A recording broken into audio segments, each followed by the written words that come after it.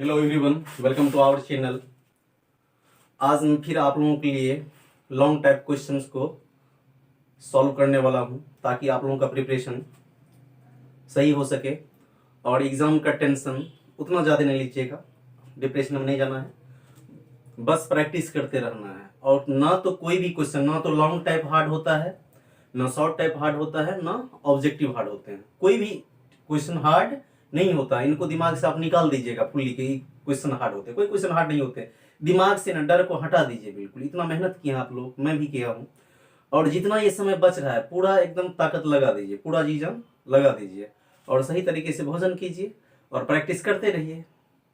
कोई टेंशन नहीं, एग्जाम सही तरीके से आप लोगों का पेपर निकल जाएगा और आपको मार्क्स भी अच्छे आएंगे। चलिए आप लॉन्ग टाइप पे चर्चा कर लेते हैं। बैक डेट में मैंने 5 लॉन्ग टाइप को सॉल्व किया था, आज भी कर देता हूं ताकि आप लोगों का डर भागा रहे।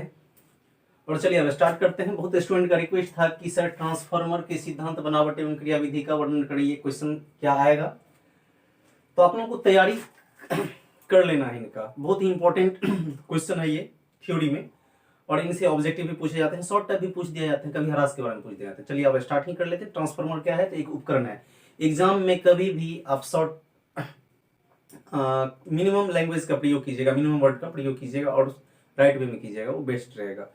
तो ट्रांसफार्मर जानते हैं कि एक उपकरण है। यदि भूल भी गए तो लिख देंगे एग्जाम में डायरेक्ट, ट्रांसफार्मर एक उपकरण है, कोई दिक्कत नहीं है। यहाँ से अब हम लोग लिखना, इसका सबसे पहले इसका लिखेंगे डिफिनीशन। क्या लिखेंगे? डिफिनीशन। तो डिफिनीशन भी आसान वाला लिख देता हूँ। अन्योन्य प्रेरण के सिद्धांत पर, ऐसे लिख लीजिए, अन्योन्य प्रेरण के सिद्धांत पर आधारित, अन्योन्य प्रेरण के सिद्धांत पर आधारित वैसी युक्ति जो बिना ऊर्जा ह्रास के विद्युत ऊर्जा को एक परिपथ से दूसरे परिपथ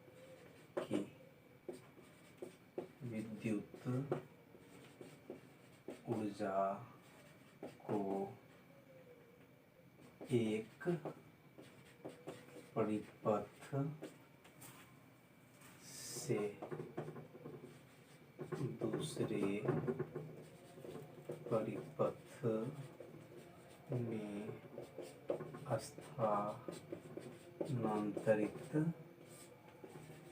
करता है, ट्रांसफार्मर कहलाता है।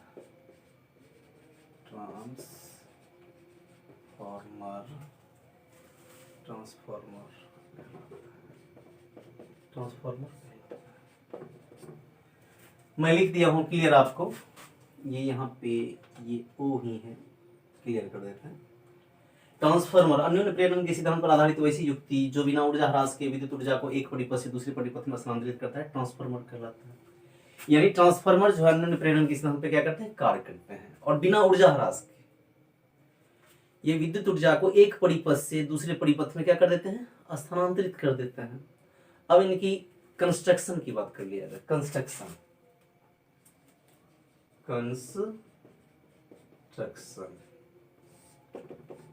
इसमें ज्यादातर पटलित क्रोड नर्म लोहा का बनाया जाता है और तांबे का तार का उपयोग किया जाता है। इसमें नर्म लोहे का पटलित, इसमें नर्म लोहे का पटलित क्रोड होता है, इसमें नर्म लोहे का पटलित क्रोड होता है।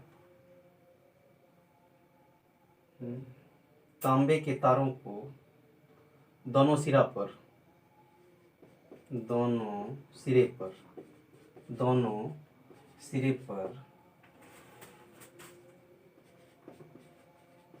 तांबे के तार को लपेटकर दोनों सिरे पर तांबे के तार को लपेटकर अलग अलग अलग अलग अलग अलग, दोनों सिरों पर तांबे के तार को लपेट के अलग अलग, यानी दो, एक सिरा पर अलग दूसरा सिरा पे अलग, दोनों सिरे पर तांबे के तार को लपेट कर अलग अलग प्राइमरी कॉइल तथा सेकेंडरी कॉइल का निर्माण किया। प्राइमरी कॉइल तथा सेकेंडरी कॉइल बना लिया जाता है। प्राइमरी तार को लपेट कर इनपुट तथा आउटपुट का कार्य किया जाता है। इनपुट तथा आउटपुट तैयार किया जाता है, या ऐसे लिख सकते हैं प्राइमरी कॉइल तथा सेकेंडरी, दोनों सिरे पर तांबे के तार को लपेट कर अलग अलग प्राइमरी कॉइल तथा सेकेंडरी कॉइल बना लिया जाता है।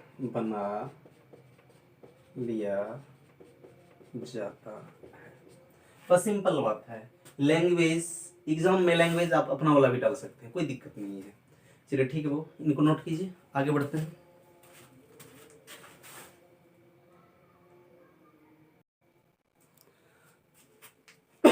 यही है आपका ट्रांसफार्मर का सिंपल फिगर।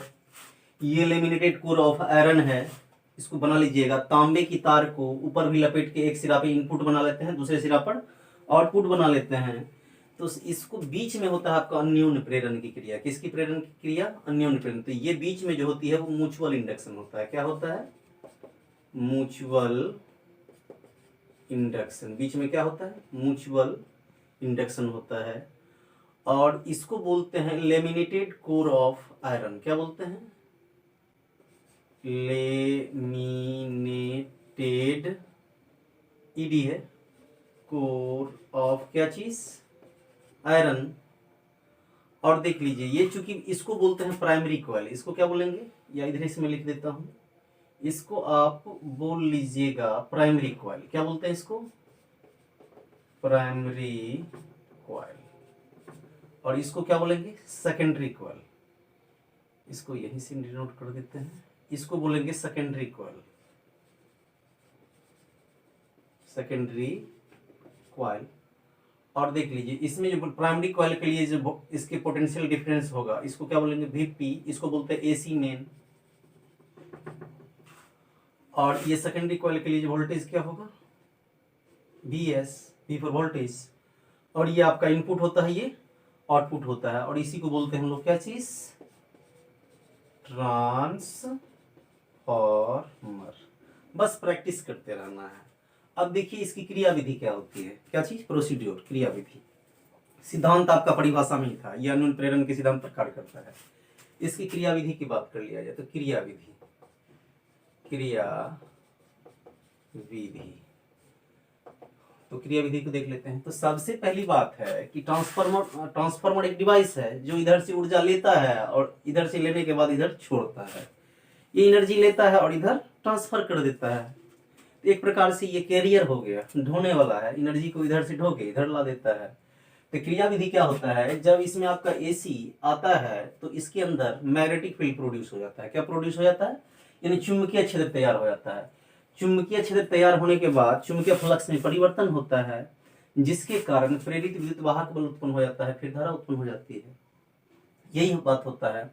तो ट्रांसफार्मर का मुख्य रूप से कार्य है वोल्टेज को बढ़ाते, चुंबकीय फ्लक्स में वोल्टेज को बढ़ा देना, वोल्टेज को घटा देना, यही ट्रांसफार्मर का कार्य है। तो इसमें लिख देंगे चुंबकीय फ्लक्स में परिवर्तन के कारण, चुंबकीय फ्लक्स में परिवर्तन के कारण प्रेरित विद्युत वाहक बल उत्पन्न होते हैं। यही इसका कार्य सिद्धांत है। सबसे आसान, ये फैराडे का ही नियम मान लीजिए आप। चुंबकीय फ्लक्स में परिवर्तन के कारण प्रेरित विद्युत वाहक बल उत्पन्न होते हैं, बस यही इसका सिद्धांत लिखिएगा। तो बता दिए फिर से, यही इसका क्रिया विधि हो गया। क्या हो गया? क्रिया विधि। तो सिद्धांत किसमें था? परिभाषा में था सिद्धांत। परिभाषा में क्या था? परिभाषा में आपका अन्योन्य प्रेरण का सिद्धांत पर आधारित है, तो परिभाषा में सिद्धांत था। उसके बाद लिख दिए कंस्ट्रक्शन। और उसके बाद लिख दिए हैं क्रियाविधि। अब इसका होगा कैलकुलेशन, जिसमें परिणमन अनुपात निकलेगा। इनको नोट कर लीजिए। चलिए इसमें अब दो बात कर लेंगे। तो चुंबकीय फ्लक्स में परिवर्तन प्राइमरी कॉइल में भी होगा और सेकेंडरी कॉइल में भी होगा। तो चुंबकीय फ्लक्स, फैराडे का विद्युत चुम्बकीय प्रेरण का नियम क्या बताए थे कि उत्पन्न प्रेरित विद्युत वाहक बल चुंबकीय फ्लक्स में परिवर्तन की ऋणात्मक दर के बराबर होते हैं। तो सिंपली बात है, यहाँ पे दो भाग कर लेंगे। इधर कर देंगे प्राइमरी कॉइल और इधर कर लेते हैं सेकेंडरी कॉइल यानी 4। क्या लिखते हैं? 4 प्राइमरी कॉइल। तो अब देखिए रोमनिक ई बराबर जानते हैं कि -n डेल फाई बट्टे डेल टी, और इधर भी जानते हैं रोमनिक ई बराबर -n del phi by del T. ये सब नो। तो चूंकि प्राइमरी कॉइल है तो इसमें भी P है, इसमें भी क्या लगा देंगे P। सेकेंडरी कॉइल है तो इसमें भी S, इसमें भी S। अब इसमें इसको भाग देंगे, किसमें? सेकेंड वाले में। तो रोमनिक ES बट्टे रोमनिक EP। तो रोमनिक ES का वैल्यू क्या है? -NS del five by del T बट्टे इसका value -NP del five by del T. अब देखिए ये कट गया, माइनस माइनस कैंसिल आउट। ये आपका क्या हो गया? रोमनिक ES बट्टे रोमनिक EP बराबर NS बट्टे NP। एक तो ये हो गया। आगे भी इनको लिख सकते हैं आप, यही मैं लिख देता हूँ। तो रोमनिक ES बट्टे रोमनिक EP। तो जानते हैं कि रोमनिक E जो है किसके बराबर होता है? V के इक्विवेलेंट। इसको लिख सकते हैं VS बट्टे VP बराबर NS बट्टे NP बराबर R। ये माना गया है। इसे परिणमन अनुपात कहते हैं। क्या कहते हैं? परिणमन अनुपात कहते हैं। बस यही एक चीज है परिणमन अनुपात का मान। तो S रहेगा ऊपर, P रहेगा नीचे, चाहे विद्युत वाहक बल हो कि विभवांतर हो कि तार के फेरों की संख्या हो। तो अब इसमें एक चीज और है, धारा इसका उल्टा होगा। धारा में P ऊपर चले जाएगा और ये भी पूछ सकता है आपसे। तो रोमनिक ES बट्टे रोमनिक EP बराबर VS बट्टे VP बराबर NS बट्टे NP बराबर इसका उल्टा धारा IP बट्टे IS बराबर R। यही ट्रांसफार्मर में परिणमन अनुपात, ये लिख देंगे, यही परिणमन ट्रांसफॉर्मेशन रेशियो, यही परिणमन अनुपात का व्यंजक, यही परिणमन अनुपात का व्यंजक है। परिणमन अनुपात को क्या कहते हैं? Transformation ratio. अब इसकी टाइप्स पहले इनको नोट कर लीजिए, टेंशन नहीं लेना है। ये ध्यान बता ही दिए कि इधर आप काउंट कर लीजिएगा, या नहीं तो इसको आप नोट कर लीजिएगा। चलिए आगे बढ़ते हैं। अब इनके टाइप्स की बात कर लिया जाता है कि टाइप इनके क्या होते हैं। तो टाइप्स ऑफ ट्रांसफार्मर या इट्स टाइप्स। तो टाइप्स इसमें क्या होते हैं कि ये दो टाइप्स के होते हैं। टाइप्स ऑफ ट्रांसफार्मर क्या लिखते हैं? Types of transformer. इसमें आप लोग देखते होंगे दो टाइप के ट्रांसफार्मर। एक स्टेप अप ट्रांसफार्मर, क्या चीज? Step up transformer. यहीं पे मैं ट्रांसफार्मर नीचे लिख देता हूँ कि इसका काम है स्टेप अप ट्रांसफार्मर। ऐसे जानिए, स्टेप अप इसका हिंदी होता है ऊंचाई ट्रांसफार्मर। क्या होता है? ऊंचाई ट्रांसफार्मर। इनसे ऑब्जेक्टिव भी पूछे जाते हैं ऊंचाई ट्रांसफार्मर से। तो आपको इसमें दो तीन चीजों का ध्यान देना है स्टेप अप ट्रांसफार्मर में। सबसे पहली बात, इसको मैं बहुत शॉर्ट बता देता हूँ, कितना निर्बल प्रत्यावर्ती धारा, प्रबल प्रत्यावर्ती धारा कर लेने लगते हैं, इससे नहीं ध्यान देना है। आप सीधा से जान लीजिए, यहाँ कॉन्सेप्ट लीजिए आप। अप मतलब क्या होता है? ऊपर। अप मतलब ऊपर, यानी ऊपर। अप मतलब ऊपर। ये स्टेप अप ट्रांसफार्मर जो है अब किसको करता है? वोल्टेज को। तो वोल्टेज को कहाँ ले जाता है? ये ऊपर, यानी बढ़ा देता है। वोल्टेज को क्या करता है? ये बढ़ा देता है। कौन transformer? Step up transformer. Up मतलब क्या होता है? ऊपर, यानी वोल्टेज को बढ़ा देता है। तो सीधा बोल देंगे कि स्टेप अप यानी ऊंचाई ट्रांसफार्मर वोल्टेज को बढ़ा देता है। और यदि वोल्टेज बढ़ेगा तो धारा क्या करता है, घटा देगा। धारा क्या करेगा, घटा देगा। ये सिंपल वे है, समझ लीजिए। यानी स्टेप अप ऊंचाई ट्रांसफार्मर वोल्टेज को बढ़ा देता है और धारा को घटा देता है, बहुत शॉर्ट।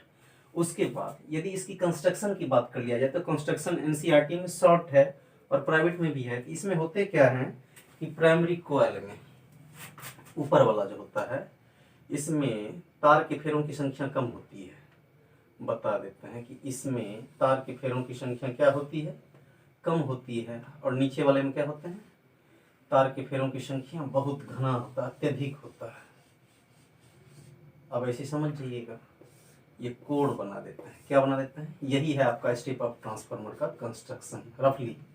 स्टेप अप ट्रांसफार्मर, अब देख लीजिए यही है स्टेप अप ट्रांसफार्मर। तो आप सीधा मार्कर थोड़ा चेंज कर लेते हैं। तो स्टेप अप ट्रांसफार्मर में होगा क्या, ऐसे समझ लीजिए कि देखिए इसको बोलते हैं प्राइमरी कॉइल।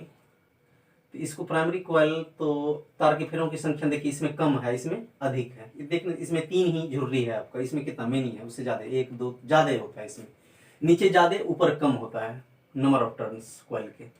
तो इसको बोल सकते हैं आप NP, और NP को ही बोला जाता है क्या चीज, N1। और इसको क्या बोल सकते हैं आप, इसको आप बोल सकते हैं NS जो कि सेकेंडरी कॉइल है, या इसको क्या बोलते हैं N2। तो एग्जाम में आपको क्वेश्चन रहेगा कि ऊंचाई ट्रांसफार्मर के लिए तार के फेरों की संख्या की स्थिति क्या होती है। तो इसमें कॉइल की तार के फेरों की संख्या अधिक है, तो लिख सकते हैं आप NS is greater than NP। और ये ऑलवेज ध्यान रखना है कि NS किसको बोलते हैं, N2 को। यानी S मतलब सेकेंडरी मतलब 2, देखिए P मतलब प्राइमरी मतलब 1 का, सेकेंडरी मतलब 2, ये याद रखिएगा। P के बदले में 1 का प्रयोग कर सकते हैं, S के बदले में 2 का। तो ये क्या हो जाएगा, N2 is greater than N1, ये हो गया। ये ऑब्जेक्टिव भी पूछे जाते हैं ऊंचाई ट्रांसफार्मर के लिए। और इसमें एक चीज और पूछ सकता है कि परिनमन अनुपात R का मान क्या होगा, तो 1 से बड़ा होगा। परिनमन अनुपात R का मान क्या होगा, 1 से बड़ा होगा। 1 से क्या होता है, R का मान भी क्या होता है, 1 से बड़ा होता है। R का मान 1 से बड़ा होता है, बस ये हो गया। तो कभी भी इसी से हम परिभाषा निकाल लेंगे ऊंचाई ट्रांसफार्मर किसे कहते हैं। तो वैसा ट्रांसफार्मर जो वोल्टेज को बढ़ा देता है तथा धारा को घटा देता है, ऊंचाई ट्रांसफार्मर कहलाता है। चलिए ठीक है, इसको नोट कीजिए।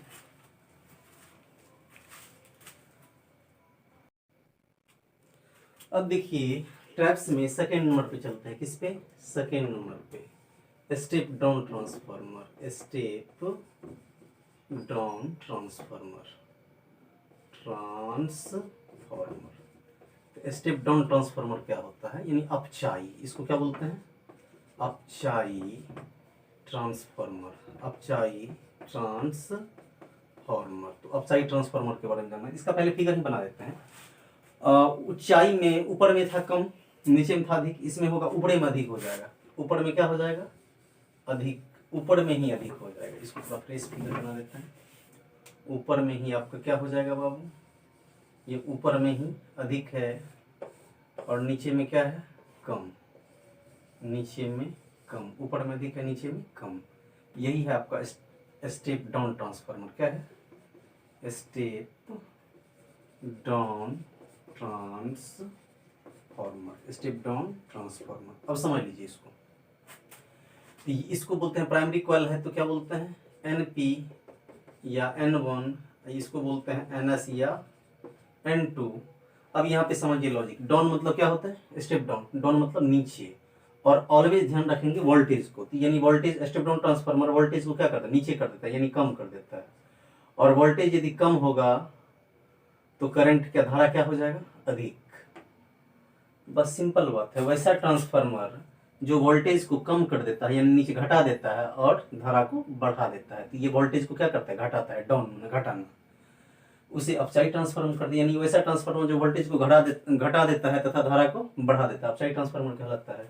इसका कंडीशन देख सकते हैं कि तार की फेरों की संख्या किसमें, प्राइमरी में अधिक है, तो लिख सकते हैं क्या चीज, NP is greater than NS या N1 is greater than N2। ये बता ही दिए थे कि P के बदला में 1 का प्रयोग और S के बदला में 2 का प्रयोग, P फॉर प्राइमरी और एक चीज जान लीजिए, इसमें परिणमन अनुपात R का मान 1 से कम होता है, तो R is less than 1 extra में आता है। तो इस प्रकार ये ट्रांसफार्मर शॉर्ट तरीके से जितना मेरे से हो सका मैं आपको समझाया। ये अच्छा ही वीडियो लगा होगा। तो चलिए, एक इसमें बच गया है, क्या चीज़? ट्रांसफार्मर की दक्षता, उसे भी देख लेते हैं। चलिए पहले इनको नोट कर लीजिए आप लोग। नेक्स्ट है, कभी कभार ट्रांसफार्मर की दक्षता पूछ दिया जाता है। तो ट्रांसफार्मर की दक्षता होता है निर्गत शक्ति बटे निवेशी शक्ति। तो दक्षता को ईटा से सूचित करते हैं, ईटा बराबर निर्गत शक्ति बटे निवेशी शक्ति, यही ट्रांसफार्मर की दक्षता का व्यंजक है। चलिए नेक्स्ट क्वेश्चन है, साइक्लोट्रॉन की बनावट कार्य सिद्धांत तथा कार्यविधि का सचित्र वर्णन कीजिए। और ये क्वेश्चन लॉन्ग टाइप में पूछा भी जा चुका है और इम्पोर्टेंट भी है, और आप लोग भी देखते होंगे साइक्लोट्रॉन। लेकिन ये है क्या, तो इसके बारे में चर्चा कर लेते हैं। तो साइक्लोट्रॉन एक युक्ति है और बहुत ही इंपॉर्टेंट क्वेश्चन है, इंटरेस्टिंग क्वेश्चन है। तो अब इसमें हम लोग साइक्लोट्रॉन का कार्य सिद्धांत, साइक्लोट्रॉन का क्या जानेंगे? कार्य सिद्धांत। इसमें का साइक्लोट्रॉन का बनावट, साइक्लोट्रॉन का कार्य सिद्धांत तथा कार्यविधि का क्या करना, वर्णन। साइक्लोट्रॉन का कार्य सिद्धांत, साइक्लोट्रॉन का बनावट, साइक्लोट्रॉन का क्रियाविधि। तो सबसे पहले हम लोग इसको इंट्रोडक्शन में ले लेते हैं। इंट्रोडक्शन, साइक्लोट्रॉन है क्या? साइक्लोट्रॉन एक डिवाइस है, यानी युक्ति है, यानी उपकरण है। इसके द्वारा किया जाता है, तो इसके द्वारा आवेशित कणों को उच्च ऊर्जाओं तक त्वरित किया जाता है, यानी फेंका जाता है हाई स्पीड से। तो अब सबसे पहली बात है, साइक्लोट्रॉन किसी भी आवेशित पार्टिकल को हम लोग उच्च ऊर्जाओं तक फेंकेंगे क्यों? जैसे ये सपोज कीजिए कि ये आवेशित कण है, इसको हम मुझे फेंकना है। तो फेंकना है किसके लिए? इसका मतलब फोर्स यूज कराएंगे इसके द्वारा फेंकेंगे तो फोर्स लगेगा। और इसका खास करके ज़्यादातर यूज बम्बार्डमेंट में भी किया जाता है, या किसी हार्ड मेटल को स्ट्रोक करने में, उसे तोड़ने में उपयोग किया जाता है साइक्लोट्रॉन का। तो कारण, हम किसी चीज को तोड़ते क्यों हैं? तोड़ते हैं इसीलिए कि उसके अंदर की बनावट को देखना चाहते हैं कि वो आखिर उसके अंदर है क्या क्या। तो चलिए फिलहाल न समय लेते हुए हम आगे बढ़ जाते हैं एग्जाम की दृष्टि से। तो साइक्लोट्रॉन में सबसे पहली बात, इसकी डिफिनीशन लिख देंगे। क्या लिख देंगे? डिफिनीशन लिख देंगे। तो इसका डिफिनीशन, परिभाषा लिख देंगे। वैसी युक्ति जो आवेशित कणों या आयनों को उच्च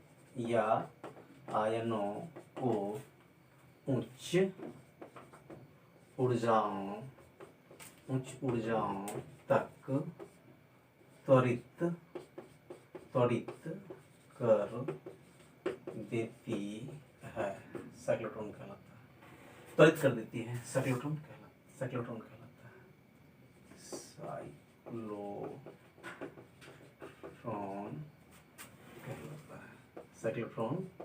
है। वैसी युक्ति जो आवेशित कणों या आयनों को उच्च ऊर्जाओं तक त्वरित कर देती है, या त्वरित कर देता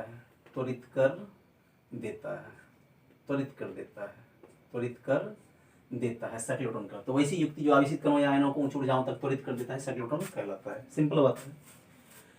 तो ये यानी त्वरित कर देता है, एक प्रकार का ये एक्सीलरेटर है, यानी फेंकना आवेशित कणों या आयनों को बहुत उच्च वेग से, यानी ये प्रोड्यूस मैक्सिमम वेलोसिटी को प्रोड्यूस करता है। साइक्लोट्रॉन किसको प्रोड्यूस करता है? ये उत्पन्न करता है, अधिकतम उच्च वेग को उत्पन्न करता है। तो यानी cyclotron produces maximum velocity,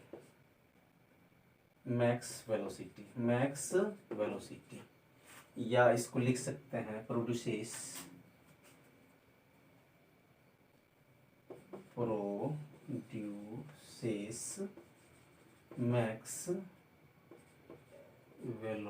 max velocity ions, यानी ये अधिकतम वेग उत्पन्न कर देता है। ये क्या उत्पन्न कर देता है? अधिकतम वेग, या ये अधिकतम वेग वाला आयन को उत्पन्न कर देता है। यही है साइक्लोट्रॉन का काम। साइक्लोट्रॉन का कार्य ही है, यही है कि आवेशित कणों या आयनों को उच्च गति प्रदान कर देना। तो इसको ऐसे भी लिख देते हैं, साइक्लोट्रॉन आवेशित कणों या आयनों को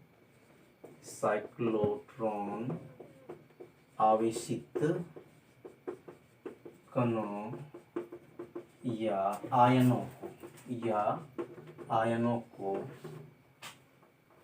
उच्च गति प्रदान करता है, उच्च गति प्रदान करता है, उच्च गति प्रदान करता है। अब इसकी बनावट की चर्चा मैं यही कर देता हूं, आगे मैं फिगर बना दूंगा। बनावट क्या होता है कि इसमें दो अर्धवृत्ताकार खोखले आयताकार डीज होते हैं, अर्धवृत्ताकार, और एक प्रकार का चेंबर होता है अर्धवृत्ताकार, बीच में कटा हुआ पार्ट रहता है। तो दो अर्धवृत्ताकार डीज रहता है जो कि कम्पैक्ट रहता है, उसको निर्वात बना दिया जाता है, और बीच में एक क्या रहता है, छिद्र रहता है, उसी में आवेशित कण जो है एंट्री लेते हैं, और उसके नीचे मैग्नेटिक फील्ड तैयार किया जाता है, और मैग्नेटिक फील्ड के कारण वो चक्कर लगाना शुरू करते हैं और बहुत हाई स्पीड को पकड़ लेते हैं। चलिए फिलहाल इनको नोट कर लीजिए, आगे फिगर ड्रॉ कर देते हैं।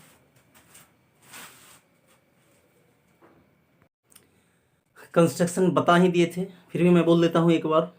इसमें अर्धवृत्ताकार धातु के दो खोखले प्रकोष्ठ D1 तथा D2 लगे होते हैं। ये ध्यान रखिएगा, D1 तथा D2 को डीज कहते हैं, इसलिए डी लिखते हैं। इस पर चुंबकीय क्षेत्र B लंबवत आरोपित किया जाता है। बीच में एक स्लिट होते हैं जिसमें आयन प्रवेश करते हैं, और ये क्या होता है, बीच में आयन प्रवेश किया और चुंबकीय क्षेत्र के कारण ये नाचना शुरू करता है, और ये विक्षेपक प्लेट से बाहर आ जाता है। यानी कि ये स्लिट है आपका, यही है S, यही क्या है S, इसमें आयन प्रवेश करता है और इसे नाचते नाचते ये, इसको बोलते हैं डिफ्लेक्टिंग प्लेट। क्या बोलते हैं, डिफ्लेक्टिंग प्लेट। और इस पर ये बाहर निकल देती है, या जिस पार्टिकल को हीट करना है, जिसको तोड़ना है, उसको यहाँ रख देंगे, वो पार्टिकल टूट जाएगा। यही है आपका साइक्लोट्रॉन। ये करता क्या है कि आवेशित कण जैसे प्रोटॉन, ड्यूट्रॉन या आप अल्फा कण को, ये किसको किसको प्रोटॉन, किसको प्रोटॉन या किसको ड्यूट्रॉन या अल्फा पार्टिकल को बहुत ही नचा के बहुत तीव्र वेग में ला देता है। इसको प्रोटॉन, ड्यूट्रॉन और किसको अल्फा, जो भी आवेशित कण होता है पॉजिटिव वे में, पॉजिटिवली चार्ज पार्टिकल, उसको ये बहुत तीव्र गति प्रदान कर देता है। इतना गति तीव्र कर देता है कि किसी पार्टिकल को तोड़ने में क्या होते हैं, ये समर्थ होते हैं। चलिए इनको नोट कर लीजिए। डीज को लिखना भी जरूरी था, D1 और D2, और ये ऑलवेज ध्यान रखना है कि प्रोटॉन, न्यूट्रॉन और अल्फा प्लस प्लस को ये क्या करते हैं, उच्च गति यानी उच्च वेग प्रदान करते हैं। चलिए इनके प्रिंसिपल पे विचार कर लेते हैं कि साइक्लोट्रॉन का सिद्धांत क्या होता है। प्रिंसिपल, तो प्रिंसिपल को देख लिया जाए। यदि आप लैंग्वेज में लिखेगा तो आयन का परिक्रमण काल आयन के वेग तथा त्रिज्या साइक्लोट्रॉन की त्रिज्या पर निर्भर नहीं करता है, तो बहुत लंबा हो जाएगा। ऐसे ध्यान रख लीजिएगा कि आयन का T, आयन का क्या चिन्ह, T, V तथा R पर निर्भर, V तथा R पर निर्भर नहीं करता है। बहुत शॉर्ट में हो गया, निर्भर नहीं करता है, बस यही इसका सिद्धांत है। आयन का T V तथा R पर निर्भर नहीं करता है। कोई आपको बोल देगा इसको प्रूव कीजिए कि V और R पर निर्भर T क्यों नहीं करता है, तो इसको प्रूव भी कर सकते हैं। तो जब वृत्तीय गति होगा तो ये ध्यान दे दीजिएगा कि चुंबकीय बल जो है अभिकेंद्र बल के क्या हो जाएंगे, बराबर हो जाएंगे। चुंबकीय बल वृत्तीय गति के लिए फोर सर्कुलर मोशन, फोर क्या लिख देंगे, ये 11th में भी पढ़े होंगे, फोर सर्कुलर मोशन। तो सर्कुलर मोशन में चुंबकीय बल, कौन सा बल, मैं हिंदी भी लिख देता हूं ताकि समझने में। चुंबकीय बल अभिकेंद्र बल के क्या होंगे, बराबर। चुंबकीय बल किसके बराबर, अभिकेंद्र बल के बराबर। तो चुंबकीय बल का सिंबल क्या लिखते हैं, Fm, और अभिकेंद्र बल क्या लिखते हैं, Fc। Fm का मान तो आप लोग पढ़ चुके हैं, QVB sin theta, QVB sin theta, और Fc का मान होता है mv² बट्टे r। यहाँ थीटा का मान 90 डिग्री डालेंगे, कितना डालेंगे, चूंकि वृत्तीय गति करता है, वृत्तीय गति में वेग और त्वरण परस्पर क्या होते हैं, लंबवत होते हैं। तो QVB साइन कितना डिग्री, 90 डिग्री बराबर mv² बट्टे r। यहीं पे इसको फिर सॉल्व कर लेते हैं। साइन 90 डिग्री का वैल्यू एक, तो इसको लिखना ही नहीं है, तो QVB बराबर हो जाएगा mv² बट्टे r। तो इसका स्क्वायर कट गया तो ये भी कट जाएगा, तो ये क्या हो जाएगा, QV बराबर mv बट्टे r।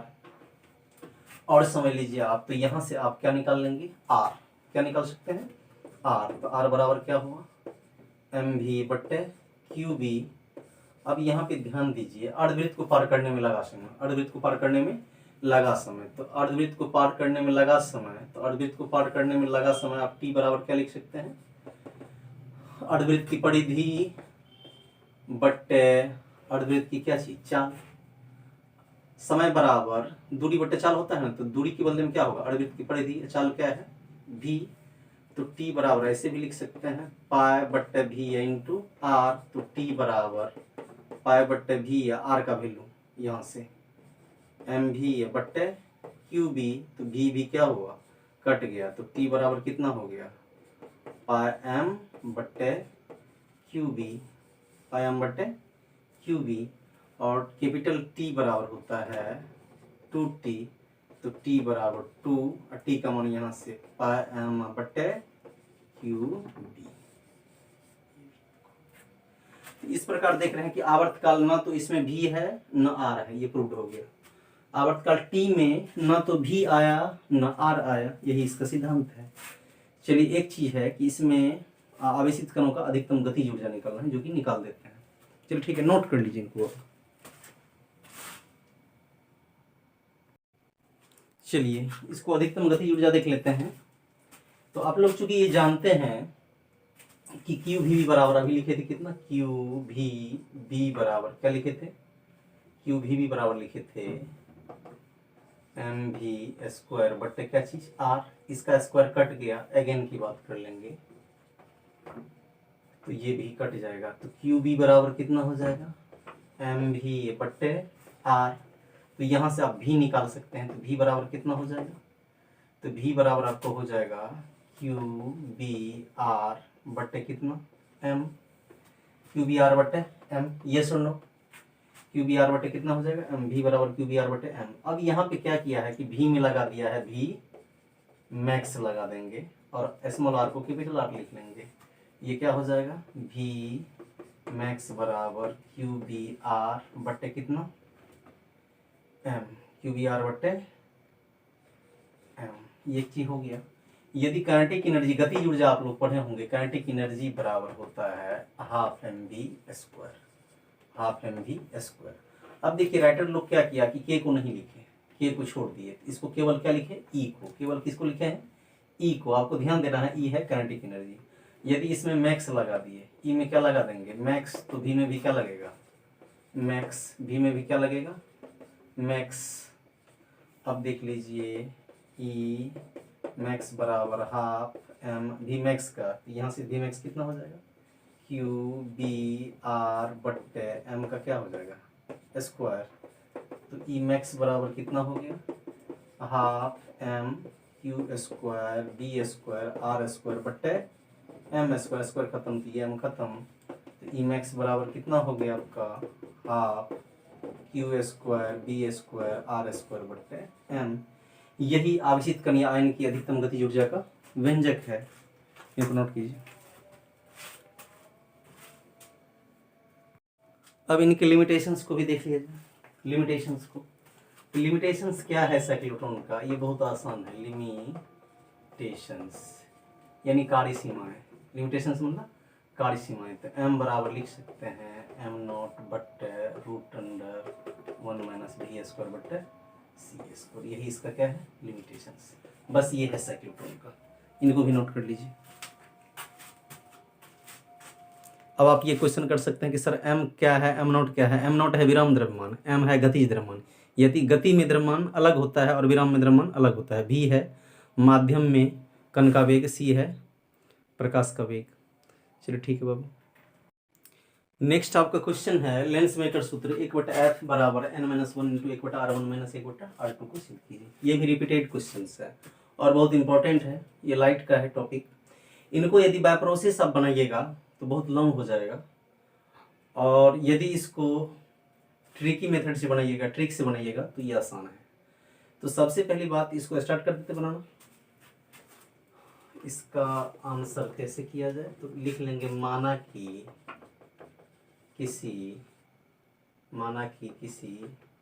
पतले द्वि उत्तल लेंस की वक्रता त्रिज्याएं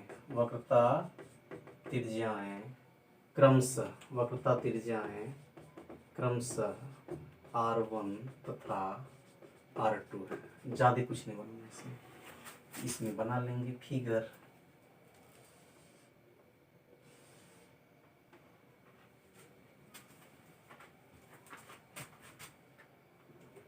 और इसका ऑप्टिकल एक्सिस को बना लेंगे।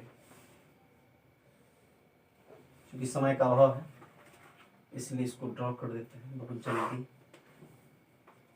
इसका 2 बार प्रतिबिंब बनेगा वस्तु का। कितना बार बनेगा? 2 बार प्रतिबिंब बना लीजिएगा। एक बार आ गया, एक बार वास्तविक बनेगा,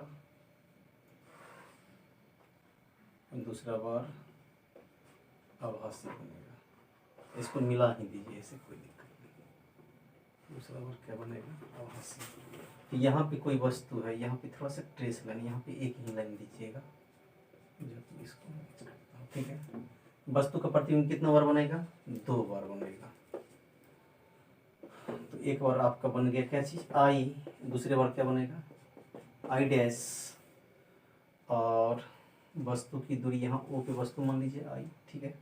यहाँ से इस सेंटर को कोई नाम दे देते हैं। तो यहाँ से इसकी दूरी हो जाएगा, सपोज कि ये सेंटर को पी लिख देते हैं। यहाँ से इसकी दूरी क्या हो जाएगी? यू। और इसकी दूरी क्या हो जाएगी? भी। और इसकी दूरी क्या हो जाएगी? भी डैश। दूरी क्या हो जाएगी? भी डैश हो जाएगी। और एक चीज ध्यान दीजिएगा, दोनों साइड आपका वर्तनांक, इधर भी माध्यम का वर्तनांक n1, इधर भी है वर्तनांक n2, जबकि लेंस का वर्तनांक आपको दे देना है क्या चीज? n2। बस ये फिगर को ड्रॉ कर लीजिए। फिर ट्रिक मेथड से बता देते हैं, वही सही रहेगा। ट्रिक है एक, ट्रिक मेथड बता देते हैं, शॉर्ट मेथड है वो। चलिए अब ट्रिक जान लीजिए कि ट्रिक क्या है इसका। ऐसे ध्यान दीजिएगा कि लिख देंगे यहाँ पे बाय फर्स्ट रिफ्रैक्टिंग सरफेस, इधर लिख लेंगे बाय सेकेंड रिफ्रैक्टिंग सरफेस। इसका हिंदी समझाते हैं। पहला आवर्तक पृष्ठ द्वारा, दूसरा आवर्तक पृष्ठ द्वारा। 2 आवर्तक पृष्ठ है, एक इधर और एक इधर, ऐसे शेप होता है इसका। अब यहाँ पे देखिए n2 माइनस n1 बराबर, याद रख लेंगे n2 माइनस n1। और यहाँ पे n1 माइनस n2 बराबर n1 minus n2। n2 minus n1 बराबर n2 minus n1, n1 minus n2 बराबर n1 माइनस n2। ऊपर में हम भाग देंगे किससे? पहला रिफ्लेक्टिंग सरफेस है तो R1 से, नीचे में R2 से। अब देखिए यहाँ पे क्या करेंगे, एक लॉजिक है कि u भी को फिक्स कर लेंगे। u और v को क्या कर लिए? फिक्स। u v को क्या कर लिए? फिक्स। v डैश को रिपीट कर देंगे, v डैश को क्या कर देंगे? रिपीट कर देंगे। और इसको जोड़ देंगे ऑन एडिशन। क्या लिख देंगे? ऑन एडिशन, जोड़ने पर। तो जोड़ने पे तो ये सीधा प्लस और माइनस वाला कट जाएगा, ये कट गया। ये क्या लिख सकते हैं? इसको डायरेक्ट, इसको पहले लिख लेते हैं, इसको बाद में लिख लेते हैं। या माइनस n1 बट्टे यू प्लस n1 बट्टे भी बराबर n2 माइनस n1 बट्टे R1 plus n1 minus n2 बट्टे R2। इसमें कॉमन ले लेते हैं क्या चीज? n1। तो यहाँ क्या हो जाएगा? 1 बट्टे भी है, इसको बाद में लिखते हैं 1 बट्टे u। या इधर कॉमन लीजिए n2 माइनस n1, कॉमन क्या हो गया इधर? 1 बट्टे R1 माइनस 1 बट्टे R2। Because n2 minus n1 तो इसमें कॉमन है, बट इसमें अरेंजमेंट उल्टा है तो माइनस कॉमन ले सकते, बीच में माइनस डाल के लिख सकते हैं आप। अब देख लीजिए ये क्या हो जाएंगे आपको, तो 1 बट्टे भी माइनस 1 बट्टे यू बराबर हो जाएगा n2 माइनस n1 इंटू 1 बट्टे R1 माइनस 1 बट्टे R2 बट्टे n1 से भाग हो जाएगा। अब इसको ऐसे लिख सकते हैं। अब जानते हैं कि इसका मान कितना होता है? 1 बट्टे एफ लेंस सूत्र से। इसको ऐसे लिख सकते हैं n2 बट्टे n1 माइनस n1 बट्टे n1, यानी इसको इसके साथ रख लिए, इंटू 1 बट्टे R1 माइनस 1 बट्टे R2। तो 1 बट्टे एफ बराबर, इसका वैल्यू तो आप लोग जानते हैं n2 1, ये तो कट ही गया बेचारा। 1 बट्टे 1 को क्या लिखेंगे? 1 बट्टे कितना हो? R1 माइनस 1 बट्टे R2। ये प्रूव्ड हो गया। और इसी n2 1 को n कहते हैं। तो 1 बट्टे एफ बराबर कितना हो गया? n minus 1 into 1/r1 minus 1/r2। ये आपका था अल्टरनेटिव मेथड। इस प्रकार ये प्रूव्ड हो गया आपका। ये कौन सा मेथड था? Alternative method. ठीक है बाबू, नोट कीजिए इनको।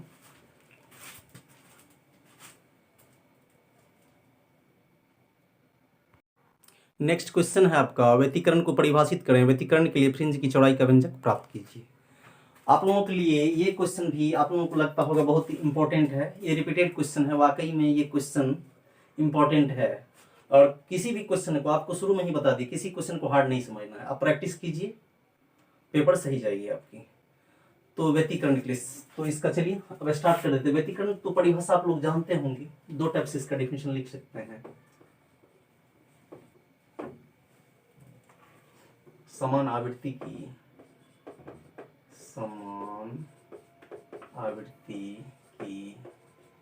प्रकाश तरंगों के समान आवृत्ति की प्रकाश तरंगों के अध्यारोपण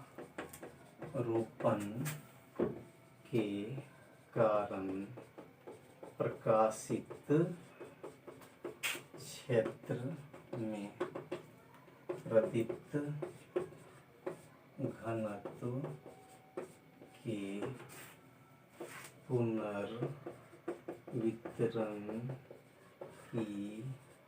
की घटना को प्रकाश का व्यतिकरण कहते हैं। प्रकाश का व्यतिकरण कहते हैं। बस यही है। यदि इसको चाहिए तो आप दूसरा डेफिनेशन भी इसका लिख सकते हैं। यदि ये याद रह गया, समान आवृत्ति की प्रकाश तरंगों के अध्यारोपण के कारण प्रकाशीय क्षेत्र में प्रदीप्त घनत्व के पुनर्वितरण की घटना को प्रकाश का व्यतिकरण कहते हैं। ये यदि ये रह गया यार कमांड आपका तो सही है ना। दूसरा भी कर सकते हैं कमांड आप, ये भी मैं लिख देता हूँ एक दूसरा डेफिनेशन। वैश्विक प्रकाशिक घटना, वैश्विक प्रकाशिक घटना जिसमें फ्रिंजों का निर्माण होता है, जिसमें फ्रिंजों का निर्माण होता है। कॉमा देखिए, सीधे डायरेक्ट लिख देंगे व्यतिकरण कहलाता है। व्यतिकरण कहलाता है। वैसी प्रकाशिक घटना जिसमें फ्रिंजों का निर्माण होता है व्यतिकरण कहलाता है। चलिए, ये तो मैंने दोनों डेफिनेशन लिख दिया। आगे है आपको फ्रिंज की चौड़ाई निकालना है। इसमें भी मैं बहुत आसान मेथड बता दूंगा, अल्टरनेटिव मेथड, जो कि आप लोगों के लिए बहुत हेल्पफुल रहेगा। तो उसमें होते क्या है, दो सोर्स लिए जाते हैं। अब ये बता देते हैं, क्योंकि इसके बाद डायरेक्ट मैं फिगर बना दूंगा। कितने सोर्स लिए जाते हैं? दो सोर्स, S1 और S2, और उसी के द्वारा फ्रिंज की चौड़ाई का व्यंजक प्राप्त किया जाता है। तो पहले तो डेफिनेशन को नोट कर लीजिए आप लोग।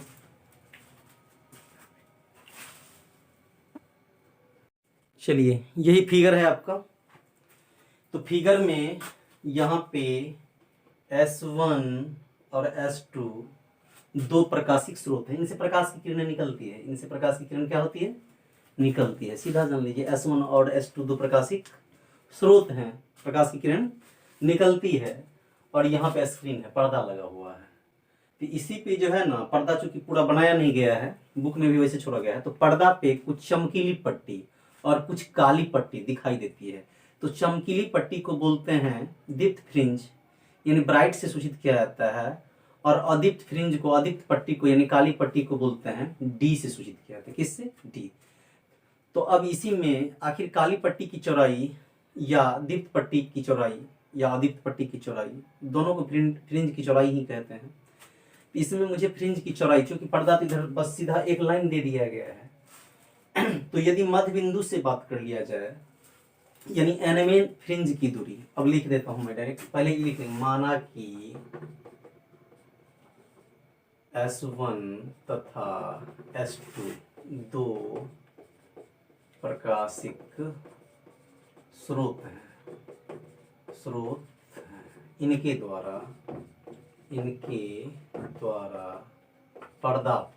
द्वारा पर्दा पर फ्रिंज का निर्माण होता है। इनके द्वारा पर्दा पर फ्रिंजों का निर्माण होता है। फ्रिंजों का निर्माण होता है, यही सही रहेगा। अब देखिए लीजिए यहाँ पे, अब लिख लेंगे एनमी दीप्त फ्रिंज की दूरी, मैं डायरेक्ट लिख देता हूँ आपको। तो एनमी मध्य बिंदु से एनमी दीप्त फ्रिंज की दूरी xn बराबर होता है आपको n लैम्डा कैपिटल D बटे स्मॉल d, और n प्लस 1वीं दीप्त फ्रिंज की दूरी, ये n में एक जोड़ दीजिए, n plus 1 into lambda capital D बटे स्मॉल d होता है। ठीक, चलिए इनको पहले नोट कर लीजिए, अब बहुत ही जल्द बन जाएंगी। ये आपको कमांड रखना है, एनवीं दीप्त फ्रिंज की दूरी क्या है xn, और n प्लस 1वीं दीप्त फ्रिंज की दूरी क्या हो जाएगा xn प्लस 1। अब हम लोग फ्रिंज की चौड़ाई को निकालेंगे। किसकी चौड़ाई को निकालेंगे? फ्रिंज की चौड़ाई को निकालेंगे। तो यहाँ पे लिखेंगे फ्रिंज की चौड़ाई, क्या लिखेंगे? फ्रिंज की चौड़ाई, फ्रिंज की चौड़ाई यानी बीटा बराबर लिखेंगे, फ्रिंज की चौड़ाई को बीटा से सूचित करते हैं, xn प्लस 1 माइनस xn, आपको मान रख देंगे, या किसी किसी राइटर में yn प्लस 1 या yn लिखा है, उसे हड़बड़ाइएगा नहीं, लेकिन मैक्सिमम राइटर में x ऐसे लिखा हुआ है। तो n plus 1 into lambda capital D by small d मान रख दिए, इसका भी मान रख दिए, n लेमडा d बटे स्मॉल d। तो अब इसमें देखिए बीटा बराबर, इसमें क्या चीज कॉमन है? लेमडा कैपिटल D पर स्मॉल d आपका क्या है? कॉमन है। ये क्या बच गया यहाँ पे बच जाएगा, डायरेक्ट में लिख देता हूँ, या ऐसे भी कर सकते हैं, डायरेक्ट लिख लीजिए, n प्लस 1 बच गया, माइनस इधर क्या बच गया n, एक ही ब्रैकेट से कम चला लिए, कट गया, ये बीच में क्या बच गया प्लस 1, और प्लस 1 से गुना कीजिएगा तो कोई प्रभाव नहीं डालेगा। ये फाइनली क्या हो जाएगा आपका? बीटा बराबर क्या लिख लेंगे? लैम्डा कैपिटल D बटे स्मॉल d। ये अनेक बार पूछा गया है, यही फ्रिंज की चौड़ाई का व्यंजक, यही व्यतिकरण फ्रिंज की चौड़ाई का व्यंजक, इनको नोट कर लीजिए।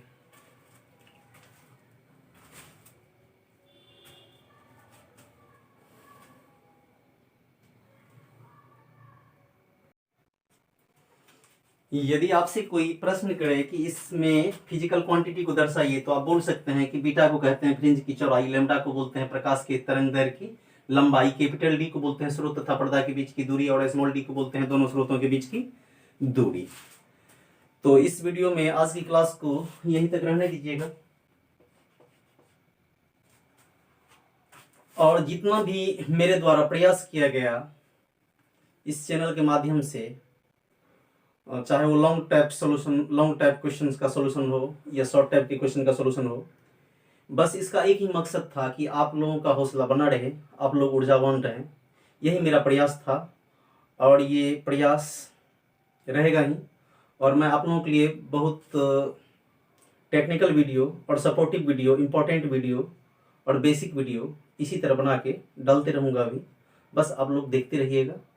और आप लोगों से रिक्वेस्ट है कि पूरा मेहनत करते रहिएगा, मेहनत में कभी चूक नहीं होना है, थोड़ा सा भी मेहनत में नहीं चूकिएगा, जब तक एग्जाम है तब तक पूरा प्रयास करते रहना है। तो आज की क्लास यहीं तक रहने दीजिए, और आप लोगों से लास्ट में मैं रिक्वेस्ट करता हूँ, यदि ये वीडियो आप लोगों को पसंद आया होगा तो प्लीज़ आप लोगों से रिक्वेस्ट है कि इस चैनल को सब्सक्राइब, लाइक और शेयर जरूर करें। मिलते हैं नेक्स्ट वीडियो में। Thank you all of you.